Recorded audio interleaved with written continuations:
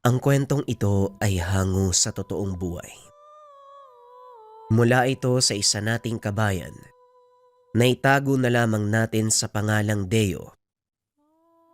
Walang eksaktong taon, probinsya ng Davao. Nakatira sa pamayanan ng mga mangingisda itong si Deo. Maaga pa lang nagsisimula na ang araw sa lugar. Gawa ng kailangang lumaot bago pa man sumikat ang araw at lumakas ang hangin. Lumalaki ang alon sa lugar. Paglagpas ng alas 5 ng madaling araw, kailangang nakadaong na sila at nagbababa na ng kanilang mga huli. Hindi rin nila magawang pumalaot sa gabi dahil sa banta ng isang nilalang na nangunguha ng mga mangingisda.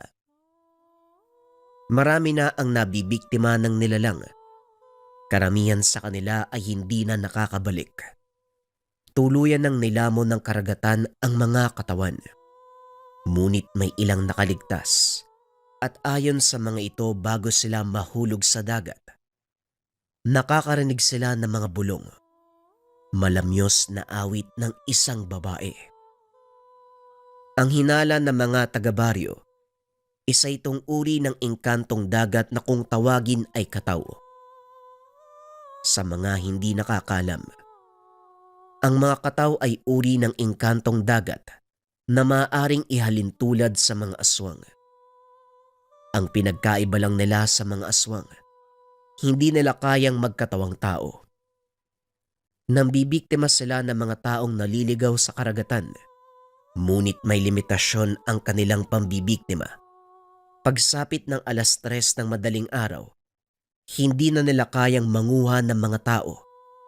Dahil sa mga oras na ito, nagsisimula ng umepekto ang bisa ng bertud na itinanim ng isang puting mambabarang sa kanilang karagatan. Mahabang panahon ang pinoprotekta ni Amang Densyo ang ating baryo, kaya hanggat maaari, Deo, huwag kang pasaway. Sumunod ka sa nakaugalian. Wika ng matanda na si Mang Demi. Lolo, sa tagal kong nangiilaw sa dalampasigan tuwing gabi, ni minsan, hindi ko pa nakaengkwentro ang sinasabi niyong kataw. At saka, may ilan ding dayong mangingisda ang naliligaw sa karagatan natin. Hindi naman sila nawawala. Tugon ni Deo. Hindi pa nila nasusumpungan ng kataw. Pero sa oras na makasagupa nila ito, siguradong hindi nila nanaisin pang tumungtong sa ating karagatan. Kasalukuyang naghahanda ng lambatang maglolo. Alas 8 ng gabi pa lang, ikinakarga na ito sa kanilang bangka para wala nang maging problema sa oras na lumaot sila sa madaling araw. Hindi naman siguro totoo yung kataw, lolo. Kung totoo man sila, dapat wala nang gumagamit ng dinamita sa pangingisda. Biglang natigilan ang dalawa sa pag-uusap. May sumabog sa gitna ng karagatan. Ayan na naman sila. Ay nako, kailan kaya hihinto ang mga yan sa pag-abuso ng karagatan? Halika na, Deo. Mukhang wala na tayong mauhuli ngayong madaling araw. Sinabi mo pa, lolo. Mangiilaw na lang ako mamayang madaling araw. Mabuti pa nga. Tara, umuwi na tayo nang makapagpahinga. Maaga pa akong gigising bukas. Umuwi ang dalawa at nagpahinga. Kinabukasan, 1:00 pa lamang. Nagpapakulo na ng tubig para sa kape si Deo. Tanaw pa nito ang mga bangka ng dayong mangingisda. Tuloy pa rin ang pagbatak ng kanilang mga lambat na punong-puno ng pinasabugang isda. Matapos magkape, lumakad si Deo bit-bit ang kanyang sibat na ipanghuhuli ng pusit. Binaybay nito ang kahabaan ng dalampasigan. Gamit lang ang sulong gawa sa bote. Matyagang ng ilaw ng isda si Deo. Nakakailang tusok na ang binata nang biglang makarinig ng malakas sa sigawan. Sunod-sunod na pagsabog sa bangka ng mga dayong mangingisda. Nanlaki ang mga mata ni Deo dahil nakita nitong nagtatalunan ang mga tao. Napako ang tingin ng binata sa kaganapan hanggang sa makitang lumubog ang mga bangka. Dali-daling tumakbo pabalik sa baryo si Deo upang sabihin sa mga tao ang nangyayari. Sigurado ka ba, Deo? Baka kalukuhan na naman yan, ha? Hindi, Bimbo. Talagang nakita kong sumabog. Nagtalunan nga yung mga tao sa bangka eh. Dali-daling sumilip ang mga mangingisda sa dalampasigan. Nakita nila ang ilang bangka na nagliliyab. Itinulak ng mga ito ang mga bangka upang puntahan ng mga mangingisda sa laot. Sumama si Deo. Nakitang nakalutang na ang mga bangkay sa tubig. Ikinarga ng mga mangingisda ang bangkay upang dalhin sa dalampasigan. Mabaging langit! Sinasabi ko na nga ba, mangyayari to eh. Ang alin po, Lolo? Gawa yan ng mga katao. Masyado kasing matigas ang ulo ng mga taong yan. Sa balagay ko, Lolo, hindi. Sumabog yung bangka na may dalang dinamita. Tapos sunod-sunod na yan eh. Maniwala ka sa akin, Deo. Tignan mo ang itsura ng mga patay. Mukha ba silang nalunod? Bakit walang tubig ang kanilang mga tiyan? Napagtanto ni Deo. Kabaliktaran ang nangyari sa mga mangingisda. Imbis na lumobo ang kanilang tiyan dahil sa tubig alat, natuyo pa ang katawan ng mga ito na parang hinigo. Oo nga, Lolo. Pero paano nangyari yan? Hinihigop ng mga katawang lahat ng tubig sa katawan ng biktima hanggang sa tuluyang matuyo. Saka pa lamang nila kukonsumuhin ang kaluluwa at lamang loob ng mga biktima. Kaya kung bubuksan mo ang katawan ng mga bangkay, siguradong wala ng atay at puso ang mga yan. Nakakakilabot naman yan, Lolo. Pero paano nyo po mapapatunayan sa mga tao yung sinasabi nyo? Hindi kailangang patunayan ang sinasabi ko. Alam ng mga taga rito ang katotohanan. Dahil karamihan sa mga kababaryo natin, ilang beses nang nakasagip ng mga katawan ng biktima ng mga kataw. Eh ano po ang gagawin natin, Lolo? Hindi naman pwedeng sabihin sa mga pulis ang totoong dahilan. Sila na ang bahalang gumawa ng paraan. Kapag tinanong kanila, sabihin mo lang na pagsabog ang nakita mo, pero hindi mo alam ang nangyari. Pag-uusap ng maglolo. Dahil si Deo ang pangunahing saksi, kinausap ito ng mga pulis. At gaya ng tinuro ni Mang Demi, sinabi lang ng binata kung ano ang nakita. Matapos ang panayam sa mga pulis, umuwi si Deo. Nadatnan ang matanda na may kausap na lalaki.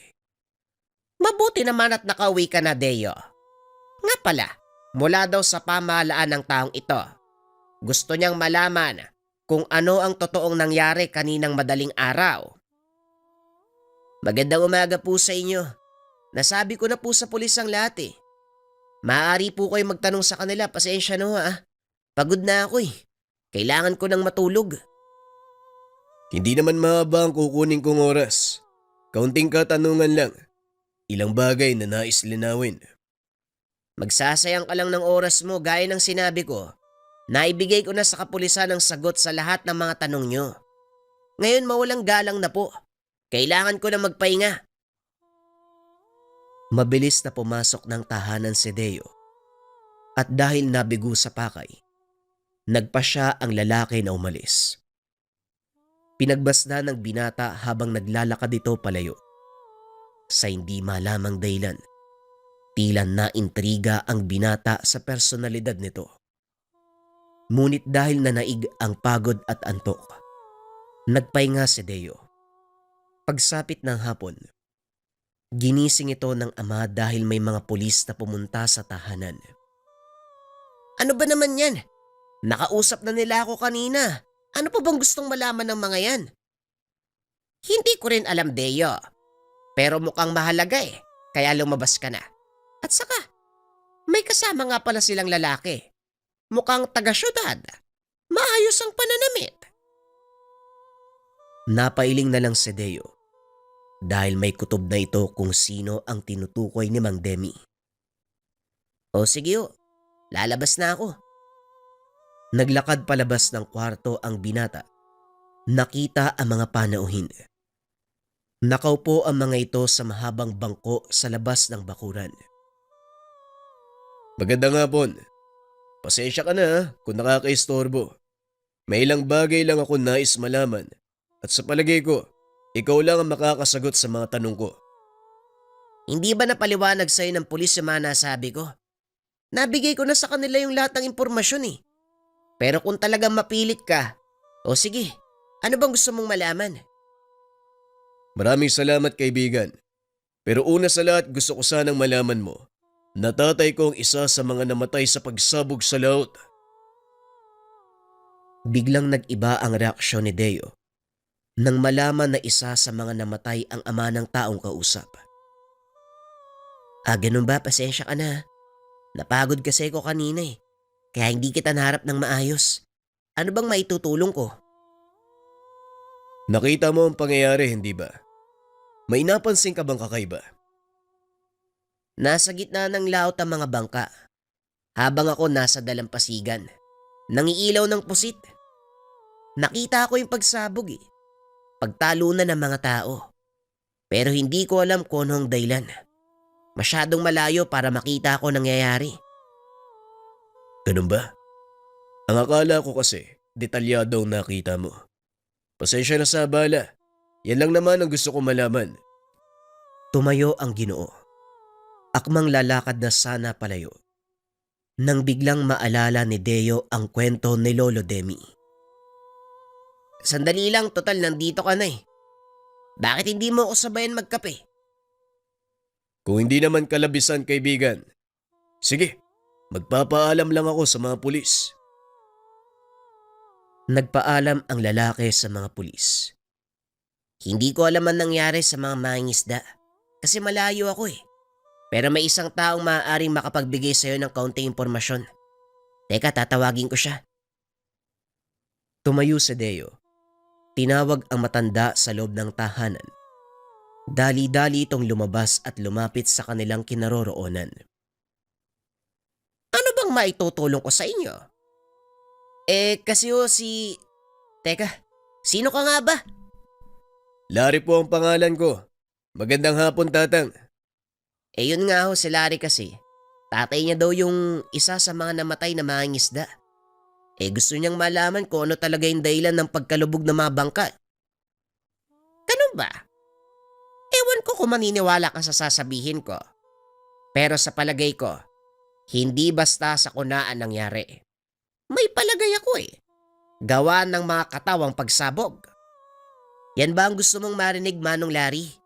Kasi sa totoo lang hindi ako naniniwala sa mga ganyan eh. Pero siya po, alam niya po yung tungkol sa kwento sa lugar na to. Maniwala ka sa hindi, Deo. Yan din ang palagay ko. Huli kong nakausap sa radyo ang tatay ko bago nagkaroon ng pagsabog. Tinatanong niya ang isa sa mga kasama kung bakit sinindihan ang mga dinamita. Nasundan ito ng mga sigawan. May narinig akong sumigaw ng halimaw. Tapos, malakas na pagsabog at doon na naputol ang usapan namin. Walang duda. Kataw nga ang may gawa nito. Pero syempre hindi yon papaniwalaan ng mga tao. Lalong-lalo na ang kapulisan dahil wala namang ebidensya. Yun na nga ho eh. Hindi sapat sa kanila ang mga tuyot na katawan ng mga nalunod. Kataw? Ano ho ba mga kataw? Ang mga kataw, nilalang na nakatira sa dagat, sila ay pwede nating sabihing engkanto. Ngunit may yahalin tulad sa mga aswang sapagkat kinakain nila ang kaluluwa at lamang loob ng kanilang biktima. Kung totoo man sila, bakit wala sa mga taga dito na bibiktima? Yon ay sa kadahilanang alam ng mga taga rito ang oras na pwede silang magpalaot. Nagkataon, wala sa oras ang pagpasok ng bangka ng iyong ama. At ang malala pa, nagpasabog sila ng dinamita kaya nagambala ang mga nananahimik na nilalang. Anong ibig yung sabihin? Alam niyo ang oras ng paglabas ng nilalang? Mahabang salaysayin. Pero kung may oras ka, ipapaliwanag ko sa iyo ang lahat. Mahaba ang oras ko, Manong. Gusto ko lang malinawan sa mga bagay, lalo na tungkol sa pagkamatay ng tatay ko. Gagabihin ka sa pagbalik sa syudad. Walang kaso, Manong. Basta masagot lang ang mga tanong ko. Kung ganon, Dea, magsaing ka at dagdagan mo. Meron tayong panauhin. Dali-daling pumasok ng bahay si Deo upang sundin ang utos ng matanda. Samantalang ang dalawa, nagpatuloy ang usapan. Atras tayo ng maraming taon. Nang mga panong ito, nababalot ng takot ang baryong kinaroroonan nila Tatay Demi. Marami sa kanila ang hindi lumalapit sa dagat dahil sa mga nilalang na naglipa na. Tanging pangingisda ang kinabubuhay ng mga tao roon. Ngunit wala silang magawa dahil marami na ang namatay, gawa ng mga elementong nangunguha ng tao. 14 na taong gulang si Lolo Demi noon nang maganap ang isang pangyayari na nakapagpabago sa sitwasyon ng baryo. Isang manggagamot ang nagawi sa lugar upang tignan ang isang pasyente. Hindi sinasadyang napalapit ito sa dalampasigan at naramdaman ang presensya ng mga nilalang. Mukhang hindi lang sakit ng katawan ang nararanasan nyo dito. Magsabi ka nga ng totoo, Hiner. Anong meron sa karagatan? Bakit wala ko nakikita ni isang bangkang pumapalaot? Sa kabila ng katotohanan na alam ng matanda ang nangyayari, mas ginusto niyang malaman ito mula sa mga tao. Isinumpa ang karagatan, Manong. Wala pong tao ang nangangahas na lumusog dahil hindi na sila makakaahon. Natatagpuan na lang ang katawan nila sa tabing dagat. Tuyong-tuyo na parang hinigop ang lahat ng tubig. Ganun ba? Nakita nyo naman ba kung sinong may gawa? Hindi po, Manong. Pero sigurado kami, may mga nilalang na naninirahan sa tubig. Sila ang kumukuha at pumapatay sa mga taong nagagawi dito. Kung wala kayong nakikita, bakit nyo nasabi na may naninirahan? Batay na din po sa pagkamatay ng mga residente at pagkawala ng ilan sa mga taga sa amin. Kaya ho wala ni isa sa mga taga rito ang pumapalaot. Nabubulok na nga lang yung mga bangka sa dalampasigan eh. Dahil kahit ang lumapit sa tubig, hindi ginagawa ng mga taga rito. Gusto kong maranasan ang sinasabi mo. At teka sandali, tatapusin ko muna ang paggamot sa pasyente. Sige, Manong. Demi, samahan mo si Amang Densyo sa bahay ng Tia Belen mo. Opo, Tay. Ako na pong bahala. Tugon ng binatang si Demi. Habang nasa daan, pinagmamasdan ni Demi ang matanda. Namangha ito sa mahaba at puting balbas. Maging ang mga tato na nasa braso ni Amang Densyo. Hindi napigilan ang magtanong. Manong, ano pong ibig sabihin ng mga tattoo nyo? Bawat isa sa kanila ay may kahulugan. Kaya sabihin mo kung alin sa mga tattoo ko ang tinatanong mo. Lahat po, Manong. Nakakamangha po kasi. Napakadami niyong tattoo sa braso.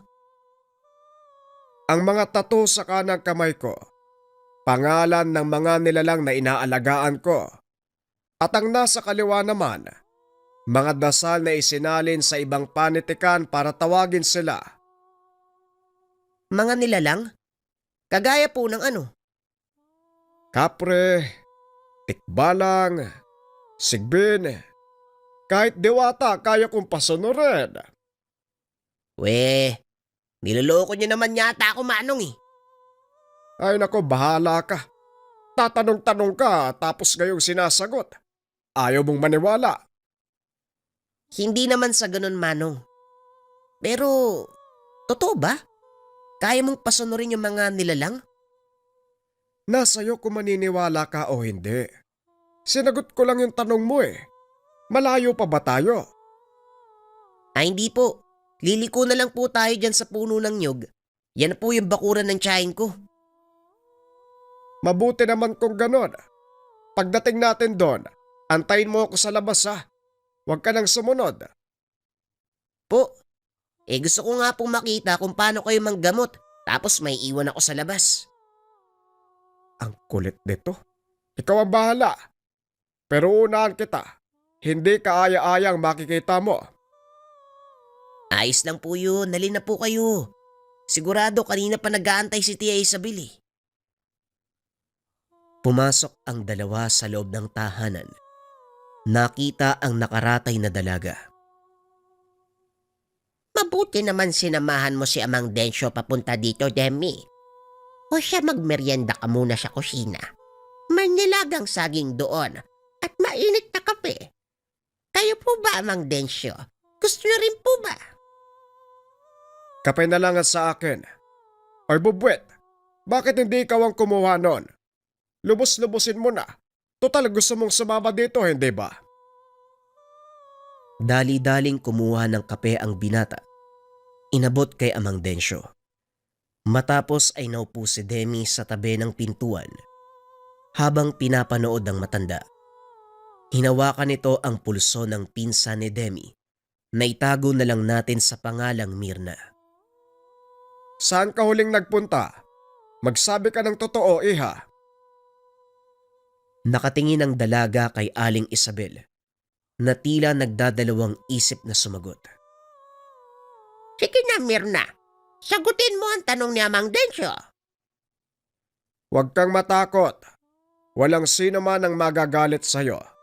At isa pa, kailangan kong malaman ng totoo para alam ko kung ano ang gagawin. Bakit po ba kailangan yung itanong ang mga ganyang bagay? Hindi pa pwedeng gamutin mo na lang ako, tanda? O sige, pero walang sisiyan. Biglang diniinan ni Amang Densyo ang palad ng dalaga gamit ang hintuturo. Napasigaw ito. Laking gulat ng mga naroon. Biglang nagbago ang boses ng dalaga. Sinasabi ko na nga ba? Ngayon nilalang, sabihin mo sa akin, anong ginagawa mo sa katawan ng dalagang to? Napakatalas ng pang-amoy mo, Amang Densyo. Bakit ba kailangan mong makialam? Akin ang katawan ng dalaga. Hindi ko hahayaang makuha na makatawang kanyang malusog na pangangatawan. Alam mong hindi pwedeng manahan sa katawan ng mga mortal, hindi ba? Isang beses ko lang sasabihin sa'yo. Lumabas ka. Iwanan ang katawang ito kung ayaw mong magkaroon ng problema. Hindi pwede. Dahil sa oras na lumabas ako sa katawan ng dalaga, kukunin siya ng mga kataw. Hindi ko alam kung pinoprotektahan mo ba yung dalaga o nagiging makasarili ka. Pero ulitin ko, lumayas ka kung ayaw mong magkaroon ng problema sa akin. Wala akong balak na masama sa dalagang ito, Amang. Ayoko lang nakunin siya ng mga inkantong dagat. May magandang kinabukasan ng batang ito at ayoko mawala ang bagay na yon. Kung makikialam ka, lalong mapapasama ang kalagayan ng batang to. Nang marinig ang paliwanag ng engkanto na nasa katawan ng dalaga, napagtanto ni Mang Densyo. Pinoprotektahan nito si Mirna. Hinarap ng matanda si Aling Isabel at kinausap. Walang sakit ang anak mo, pero may kailangan akong gawin. Malaking tulong ang dalagang ito sa balak ko. Kung ano man ang binabalak niya, sana lang hindi mapahamak ang anak ko. Hindi siya mapapahamak. Magtiwala ka lang, akong bahala sa kanya. Matapos makipag-usap kay Aling Isabel, muling hinarap ni Mang Densyo ang nilalang na nasa katawan ng dalaga. Sabihin mo sa akin kung ano ang binabalak mo. Balak ko bigyan ng solusyon ng dalawang problema sa isang bagsak lang. Pero kakailanganin ko ang tiwala at tulong mo. Kung talagang hangad mo ang kabubuti ng dalagang yan, ipagkakatiwala mo siya sa akin. Hanggat hindi siya mapapanganib, pumapayag ako. Ngunit sa oras na mapahamak si Mirna, mananagot ka sa akin, puting mambabarang. Payag ako. Mamayang gabi, sisimulan natin ang plano. Sa ngayon, hayaan mo munang makapagpahinga ang dalaga. Nawalan ng malay si Mirna. Maya-maya ay nahimasmasan. Nangangahulugan. Nanahimik na sa loob ng kanyang katawan ang nilalang. Ano pong nangyari? Bakit pagod na pagod ako? Magpahinga ka lang muna. Kakailanganin mo ang lakas mamayang gabi. Hindi ko maintindihan. Nay, ano po bang sinasabi ng matanda? At saka bakit ba yan nandito? Isa siyang manggagamot. Tutulungan niya tayong gumaling ang nararamdaman mo. Maayos naman po ko, Nay. Nangihina lang yung katawan ko. At saka nananaginip ng kung ano-ano. Maliban po doon, wala naman ako nararamdamang iba. Magtiwala ka lang, Mirna. Magiging maayos din ang lahat. Bakit hindi mo sabihin sa anak mo ang katotohanan? Anong totoo, Nay? Bakit po? Ano po ba nangyayari sa akin? Isang nilalang o engkanto ang nananahan sa katawan mo, Mirna. Nagulat ang dalaga nang marinig ang sinabi ng ina. Si Amang Densyo ang nagpatuloy ng pagpapaliwanag. Ito ang dahilan ng panghihina mo at pananaginip ng kung ano-ano. Dahil hindi kaya ng katawan mo ang dalawang espiritong nananahan. Pero sa oras na umalis ang nilalang sa katawan mo, pagpepiestahan ka na makataw. Madalas ko po naririnig sa isipan ko mga katagang yan. Sino po ba yung nilalang na nasa katawan ko? Isang engkanto. Ngunit sisiguraduhin ko sa iyo, iha. Isa siyang mabuting nilalang. Magtiwala ka lang at may paraan ako para wakasan ang hirap na nararamdaman mo. Tumango ang dalaga bilang pagsang-ayon. Patuloy lang na nakikinig si Demi sa mga nangyayari. Nakaligtaan na kailangan niyang umuwi.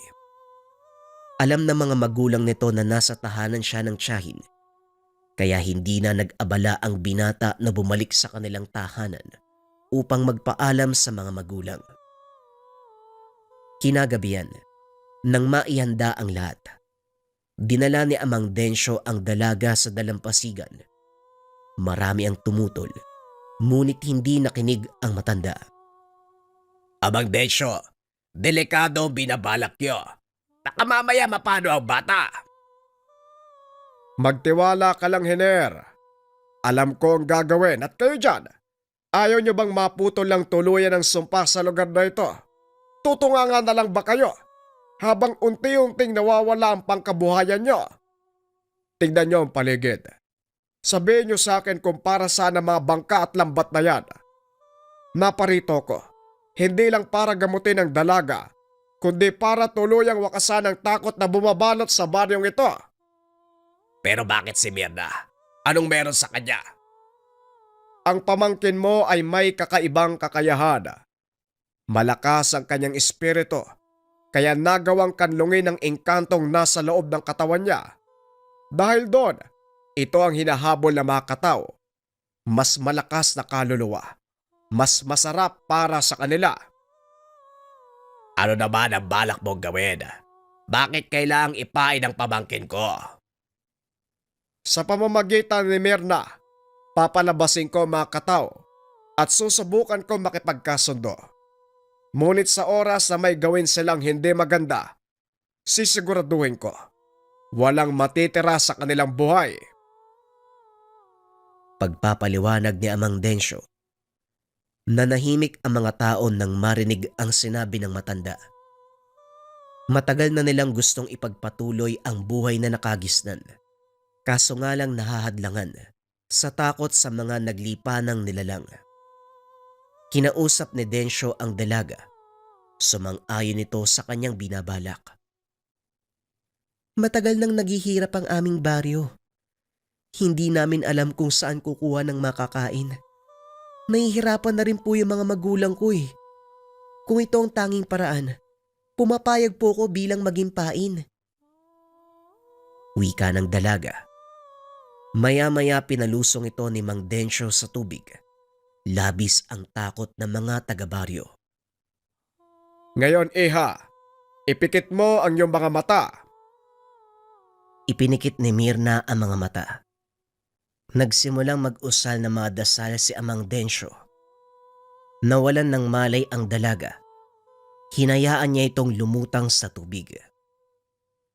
Siguraduhin mo lang na walang mangyayaring masama sa kanya, Densyo. Ako ang unang kakain ng kaluluwa mo kung sakaling may mangyari sa dalagang yan. Magtiwala ka lang, Engkanto. Sa hudyat ko, muli kang pumasok sa katawan ng dalaga. Nag-intay ng ilang minuto ang matanda.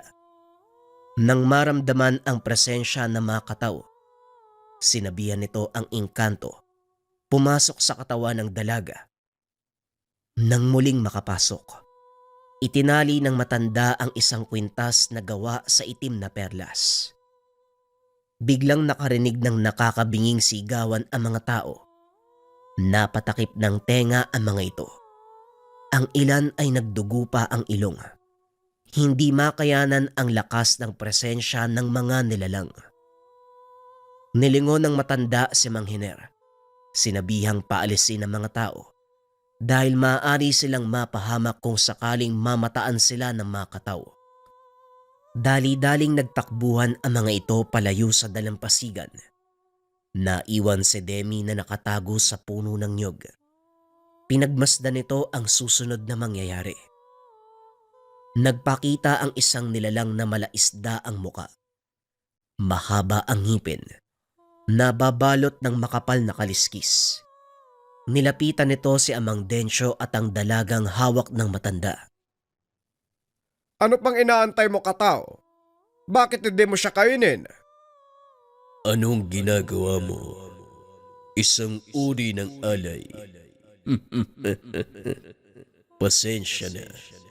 Pero hindi kami nabubusog ng kapiranggot na karne. Pampagana lang ito. Bakit hindi mo siya hawakan? Hindi ka ba natatakam? Nakita ni Amang Densyo ang kakaibang tingin sa mata ng kataw. Marahan nitong inilapat ang kamay sa tiyan ng dalaga na siyang pinakamalaking pagkakamali.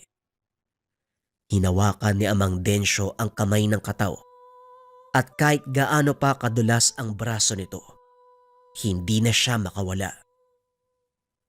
Wala ka pa rin pinagkaiba sa mga isda. Kaunting pain lang, kakagat ka na. Walang hiya ka. Hindi mo ba alam na ako ang hari ng mga kataw sa lugar na ito? Pagsisisiyan mo ang kalapastangan ng ginawa mo. Hindi ka sasantuin ng aking mga alagad. Alam ko.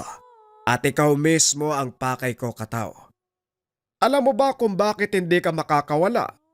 Pagbasdan mong mabuti kung anong nilalangan nakapalupot sa katawan mo. Nanlaki ang mga mata ng kataw nang makita ang malaking pugita nakapalupot sa kanyang katawan. Hawak din ng matanda ang kanyang kamay. Samantalang si Mirna ay unti-unti nang lumalayo papunta sa dalampasigan. Dali-dali itong sinagip ni Mang Hiner at dinala sa buhangin. Walang hiya ka, mambabarag. Naisahan mo ko. Pero huwag kang magpapakampante. Dahil isang utos ko lang sa aking mga alagad. Sino mga alagad? Mukhang wala na sila sa likod mo. Nagulat ang kataw nang malaman na nagpulasan ang mga alagad. Ibinaling ang tingin kay Amang Densyo. Sinubukang ataki ng matanda. Kaso nga lang pinigilan nito ng malaking pugita. Ano ang nais mong mangyari? Magsalita ka, mambabarang. Simple lang. Gusto kong lumayas kayo sa dalampasigan at wag nang guluhin ang mga tao. Guluhin ang mga tao. Hindi kaya kabaliktaran ang sinasabi mo. Anong nakakatawa? Ang mga tao ang unang nanggambala. Sinira nila ang ilan saming mga tirahan. Inabuso ang karagatan. Nilaso ng tubig. Ngayon kami ang nawala ng tahanan. Sa palagay mo, wala ba kaming karapatang magiganti? May punto ka. Pero sa tingin ko, hindi rin tamang pumatay kayo ng tao at gawing pagkain. Kung nagkamali kami, gayon din kayo. Kaya ano sa tingin mo mas magandang gawin? Bakit hindi na lang tayo magkaroon ng kasunduan? Kasunduan. Kilala ko kayong mga katawi. Alam ko na hindi kayo marunong tumupad sa mga kasunduan. Kaya ano ang magiging kasiguraduhan ko na hindi mo sisirain ang pangako mo kung sakaling pumayag ako? Alam kong nasa pangangalaga mo ang mutya ng itim na kabibi. Bakit hindi mo ito gamitin laban sa amin? Kung talagang diskumpiyado ka, wala sa mga nilalang ng karagatan ang makakapantay sa kapangyarihan na taglay ng itim na kabibi. Kaya naman pabor sa'yo kung sakaling gamitin mo ito. Sinampal ng matanda ang kataw, dahilan para magdugo ang bibig nito. Huwag mo kong linlangin, kataw. Alam ko nga mutya ng itim na kabibi ang nagbibigay ng lakas sa inyo. Kaya dahil sa ginawa mo, tanggapin mo ang parusa. Simula sa gabing ito, hindi kayo maaaring lumampas sa itatalaga kong hangganan at sa oras na pagsapit ng 2:00 ng gabi, hahayaan nyo mga taong mangisda hanggang sa sumikat ang araw. Pagsapit naman ng hapon hanggang hating gabi, saka pa lang kayo maaaring umalis sa inyong mga lungga. At para maging patas sa inyo, ang sinumang taong makikita nyong sumisira ng karagatan, maaari nyong gawing hapunan.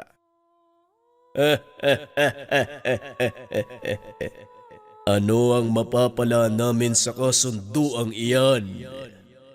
Kapayapaan, kataw. Yan ang alok ko sa inyo. Ngayon kung ayaw mo, madali akong kausap. Hanggat kaya mong pangatawanan ng sinasabi mo, tutupad ako sa kasunduan. Ngunit sa oras na lumabag ang mga tao, alam mo ang mangyayari. Para masigurong tutupad ang bawat isa sa kasunduan, iiwan ko sa karagatan ng mutya ng itim na kabibi. Nang sa ganon sino man ang sumira, lalamunin ng alaga kong pugita. Ano? Ayos ba sa'yo yon? Siguraduhin mo lang tanda. Dahil sa oras na hindi masunod ang kasunduan, uubusin namin ang taga-baryo at kasalanan mo ito. Pag-uusap ng dalawa. Matapos ay lumubog na sa tubig ang kataw. Bumalik sa dalampasigan ang matanda. Kinausap ang mga taga-baryo. Ipinaliwanag nito ang kasunduan at kung ano ang maaaring maging kapalit sa oras na sumira ang magkabilang panig. Naunawaan ito ng mga taga-baryo at simula ng araw na yon, hindi na sila nangahas na sirain ng karagatan. Ipinagbawal din nila ang pagpasok ng ibang mangingisda sa kanilang karagatan. Ngunit paminsan-minsan ay may mga nakakalusot at sila ang nagiging biktima ng mga kataw. Kalaunan, hinayaan na lang ito ng mga taga-baryo at nagsilbing tagabantay, si Mirna at Demi. Ngunit sa kasamaang palad, namatay sa sakit si Mirna, kaya si tandang Demi na lang ang naiwan. Balik tayo sa kasalukuyan. E ano po nangyari sa alagang pugita nung amang Densyo? At saka nasan po siya ngayon? Ang totoo, walang nakakaalam kung nasaan si Amang Densyo matapos ang kaganapang yon. Hindi na siya nakita sa baryo. Walang sino man ang nakakaalam kung saan siya nagpunta o kung buhay pa ba siya. Masakit man para sa akin ang pagkamatay ng tatay ko. Pero wala akong magagawa. Dahil alam ko, kasalanan din nila kung bakit nagkaganon. Yun lang naman ang gusto kong malaman. Dahil hindi ako kumbinsido sa resulta ng investigasyon ng mga pulis. Alam ko na mayroong kakaiba. Lalo na nang makita ko ang bangkay ni tatay at ng mga kasama niya. Kung minsan, hindi rin natin masisisi ang mga katao dahil tayong mga tao ang mismong sumira sa kanilang tahanan. Habang nag-uusap ang dalawa ay lumabas si Deo. Bitbit ang kanyang pana at buslong sisidlan ng isda. Naluto ko na po ang sinaing. Mauna na po muna ako sa tabing dagat.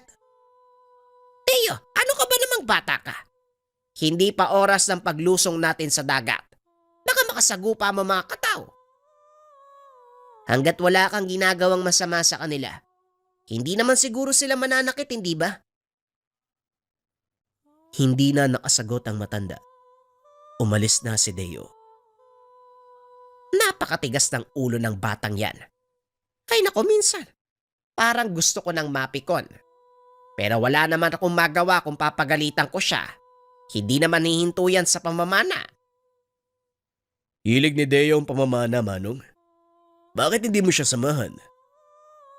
Naku, isa ka pa. Ano bang nangyayari sa mundong to? Bakit ang tigas ng ulo ng mga kabataan? Hindi naman sa ganun, Manong. Pero kung hindi mo na itatanong, hilig ko rin ng pangingisda eh. Kaya nga nagpagawa ko ng malalaking bangka. At saka, Hindi na ituloy ni Larry ang sasabihin. Inawat ito ni Mang Demi. Ibig mong sabihin, kayo nagmamay-ari ng bangkang pangisda na sumabog sa laot? ang totoo, Manong, kami po ang nagmamay-ari ng mga bangkang pangisda. Pero hindi ko alam na gumagamit sila ng dinamita sa pangisda. Bueno, tapos na yon. Hindi naman ikaw ang dapat sisihin. Nangyari na ang lahat at hindi na natin maibabalik pa ang kaganapan. Malaking bagay po ang nalaman ko ngayon. Alam mo, Manong, kahit papano nalinawan ang isipan ko tungkol sa pagkamatay ni tatay. Wala po akong sinisisi sa nangyari. Anong plano mo ngayon? Hindi ko po alam. Wala na yung mga naipundar naming bangka. Siguro, itutuon ko na lang sa ibang negosyo ang isipan ko. Gaya ng pagbili ng isda sa baryong to para dalhin sa syudad. Magandang ideya. Wala kasing mga naghahango ng isda sa mga taga-baryo dahil sa takot nilang makaengkwentro ang katao. Yan na lang siguro ang gagawin ko, Manong. Wala naman na si tatay. Ako na mamamalakad sa naiwang negosyo. May ilang bangka pa kaming natitira. Hindi ko na hayaang lumaot pa mga yun. At sa oras na makakita ako ng dinamita o anumang gamit na ilegal sa pangingisda, kung may maitutulong man ako sa baryong to, siguro yun ay pangalagaan na lang ang karagatan na pinagkukunan nyo ng pangkabuhayan. Habang nag-uusap ang dalawa, biglang dumating si Bimbo. Humahangos ito. Ano ba, Bimbo? Huminahon ka nga. Bakit ka ba tumatakbo? Mamaya madapa ka. Pasensya na po, Manong. Pero yung apo niyong si Deo, Bakit? Ano nangyari kay Teo? bigla na lang nawala habang nasa dalampasigan eh. Sigurado ka ba, Bimbo? Mamaya niloloko mo kami. Hindi po, Manong. Totoo po ang sinasabi ko. Hindi lang po ako'y nakakita eh. Pati yung ibang mga mangingisda. Sinasabi ko na nga ba? Sandali lang kukuha ko ng pang-ilaw. Pupunta ako sa dalampasigan. Sasama po ko, Manong. Gusto kong tumulong sa paghanap. Dali-daling pumasok ang matanda sa loob ng silid. May kinuha sa ilalim ng unan. Amang Densyo, kung nasaan ka man ngayon, sana gabayan niyo ang aking apo. Sana walang mangyaring masama sa kanya. Wika ng matanda. Isinalid sa bulsa ang kinuwang kwintas. Ito rin ang kwintas na ibinigay ng matanda sa yumao niyang pinsa na si Mirna, ang mutya ng itim na kabibe. Maya-maya ay lumabas ito sa bahay. Inayang lumakad sina Bimbo at Larry. Ano ba kasi talaga ang nangyari? Nakita naming nangiilaw si Deo. Meron siyang sinibat sa tubig eh. Tapos bigla na lang siyang lumubog.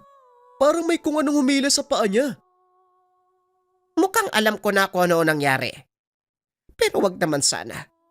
Baka malaking isda lang ang napana ng batang yon. Sana nga po, Manong. Kawawa naman si Deo. Huwag muna kayo mag-isip ng kung ano-ano. Malay natin baka malaking isda nga lang yung napana ni Deo kaya siya natangay. Pilit pinapakalma ni Mang Demi ang sarili. Maya-maya nakarating sila sa lugar kung saan huling nakita si Deo. Sinuyod nila ang lugar. Ngunit wala silang natagpuan. Nakitulong na rin ang ilang mamamayan sa paghahanap. Ngunit sa loob ng ilang oras nilang paghahagilap, wala silang nakita ni isang bakas na makakapagturo kay Deo. Saan kaya napunta ang batang yon?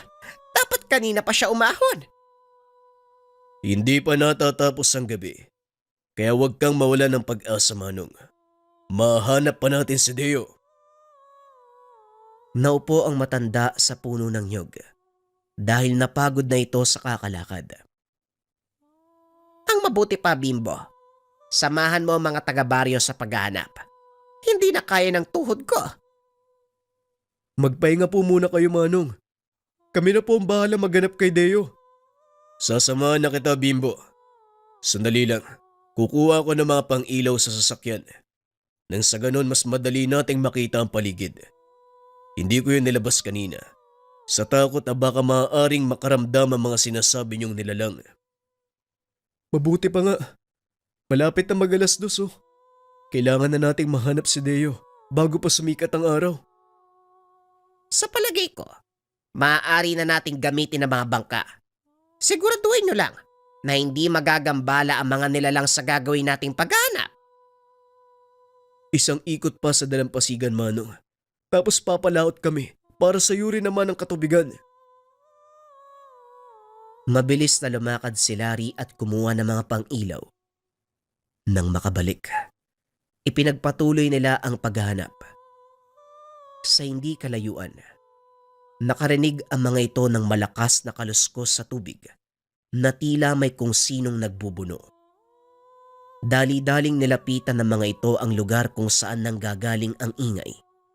Nanlaki ang mga mata ni Larry nang makitang nakikipaglaban sa isang malaking nilalang si Deo. Hawak nito ang sibat sa kanang kamay, habang pinipigilan naman ng kaliwa ang kamay ng kalaban. Naganap ng pamalo si Larry, tinulungan ang binata, pinaghampas sa likuran ang nilalang, hanggang sa mapabitiw ito. Umangil ng napakalakas at sumisid sa tubig. Anak ng, pambihira naman kayo, kaibigan ko yung isang yun. Naglalaro lang kami. Wala na. Tuluyan na silang matatakot sa mga tao dahil sinaktan nyo. Anong sinasabi mo, Deo? Paano mo naging kaibigan ng halimaw na yon? Halimaw siya sa paningin nyo, pero para sa akin, isa siyang mabait na kaibigan. Hindi lahat ng mga kataway masama. Kailangan mo lang silang maunawaan. Totoo ang sinasabi ng binata. Kailangan nyo lang matutunang unawain ng mga katao. Hindi sila masamang nilalang. At kung nakasakit man sila, yon ay dahil na rin sa gawa nating mga tao. Nagulat si Larry nang biglang magpakita ang isang matanda. Puti ang balbas. Nang makalapit ito sa liwanag ng pang-ilaw, napansin ng binata, tadtad ng tattoo ang braso nito. Amang Densyo, hindi ako maaaring magkamali. Ikaw ang sinabi ni Manong Demi. Ako nga. Hindi ko akalain na may makakakilala pa sa akin sa panahong ito. Pero babalik tayo sa ginawa mo. Siguradong makakarating sa iba pang katawang nangyari. Hindi sila papayag napalampasin ang pananakit sa isa nilang kauri. Masyado kasi kayong nagpapaniwala sa mga kwento eh. Yan tuloy, siguradong mga galit sa akin yung kaibigan ko. Wala kang dapat alalahanin, Deo. Isang tao lang ang dapat managot. Walang iba kung hindi ang dayo. Sige na, iuwi mo na ang mga nahuling isda. Hindi Manong, aantayin ko yung pagbabalik nila. Ayoko mapahamak yung mga tao dahil lang sa maling akala. Nilapitan ni Bimbo ang kaibigan. Hindi to makapaniwalang buhay si Amang Densyo at alam ito ni Deo. Hindi mo sinasabi buhay pala si Amang Densyo. Bakit mo tinatago sa amin? Dahil na rin sa kailingan ni Amang Densyo. Ang totoo, hindi naman talaga siya umalis sa baryo eh. Nanatili lang siya nakatago sa dalampasigan. Doon sa baging yun oh. Wala masyadong nagpupunta dun eh. Walang sino man ang nakakita sa kanya. Ganun ba? Hindi ba dapat sobrang tanda niya na at patay na? Nakilala siya ni Mang Demi noong binata pa lang. Bakit parang wala namang nagbago? Yan ang hiwaga ng kapangyarihan ng isang mambabarang. Marami tayong hindi nauunawaan tungkol sa kanila. Isa na sa mga bagay na yon. Kaya nilang manatili ng buhay sa mahabang panahon nang hindi man lang nagbabago yung itsura. Pagpapaliwanag ni Deo. Dagdag pa nito. Nakilala niya ang matanda dahil madalas itong nagagawi sa lugar kung saan nananatili ang matanda. Palagi niyang inaabutan ng pagkain tuwing lalakad at mangiilaw ng isda. Simula noon, naging magkaibigan ang dalawa. Tinuruan si Deo ng matanda kung paanong makipagkaibigan sa mga katao. Si Amang Densyo nagbigay sa akin ng kakayahan para makipag-usap sa mga kataw. Kaya ako naging kaibigan ng isang yun. Kung nakita niyo manghawak ko ang pana habang sinasalagang kanya mga kamay, yun ay parte ng aming laro. Walang sandata ang maaaring tumalab sa kanilang makapal na balat. Muling wika ni Deo. Dito na lubusang naunawaan ni Larry ang lahat. Ilang sandali pa. Sumunod na sa kanila si Manong Demi. Nagulat ito nang makita si Amang Densyo. Mabaging langit. Amang Densyo, ikaw ba yan? Tama ka, Demi. Ako ito. Ano nangyari sa'yo? Bakit parang mas matanda ka pa sa akin? Dala ho siguro ng sobrang pagtatrabaho at pagbababad sa init. Kaya nangitim ang balat ko. Tumami ang kalyo sa kamay. Ganon talaga ang buhay. Hindi naman tayo mananatili sa mundong ito sa mahabang panahon. Maging ako'y lilipas din at tuluyang magiging abo sa oras na matapos ang aking misyon. Pero paano kung nanatili sa ganyang anyo? Anong ginawa mo? Nang makipagkasundo ako sa mga katao, kalakip sa kasunduan ng pangakong mananatili akong buhay hanggat hindi na ipapasa ang pangangalaga ng hawak mong mutya ng itim na kabebe sa karapat-dapat. Alam kong alam mo kung sino ang tinutukoy ko, hindi ba? Si Deo. Pero ang tanong, handa na ba siya? Gugustuhin ba ng batang yan na panghawakan ng mutyang ito? Natanong mo na ba siya? Hindi pa. Pero batay sa takbo ng isipan ng mga kabataan ngayon, Ayan ka na naman eh. Huwag mong pagbatayan ng isipan ng mga kabataan sa panahong ito. Tignan mo ang iyong apo. Sa palagay mo, kagaya ba siya ng mga batang sinasabi mo? medyo makaluma nga si Deo. Pero hindi nangangahulugan na kaya niyang pangatawanan ng pagiging tagapangalaga ng mutya para mapanatili ang kasunduan ng mga katao at ng sinaunang taga-baryo. Alam kong nag-aalala ka, Demi. Pero ito ang tadhana ng iyong apo. Magtiwala ka dahil mas kilala ko siya kumpara sa'yo. Mabuting bata si Deo at alam kong magagampanan niya ng maayos ang tungkulin. Pag-uusap ng dalawa. Habang pinagmamasdan si Deo na naglalakad sa dalampasigan, papasikat na ang araw ng mga sandaling iyon. Ngunit hindi pa rin nagpapakita ang mga katao. Naglakad ang binata pabalik sa kinaroroonan ni Amang Densyo. Nagulat ito nang hampasin siya ng baston ni Mang Demi. Aray ko, Lolo. Para saan yun ang sakit ah? Baliw kang bata ka. Alam mo bang lahat ng santo tinawag ko na? Kayo lang naman to masyadong nag-aalala. Alam nyo naman na gamay ko ang dalampasigan eh. Paano hindi mag-aalala? Bigla ka na lang nawala sa tubig na parang hinila ng kung anong nilalang. Ayun ba? Kasalanan kasi ng kaibigan ko. Bigla niya akong hinawakan sa pati nila eh. Kaya ayun, natumba ako.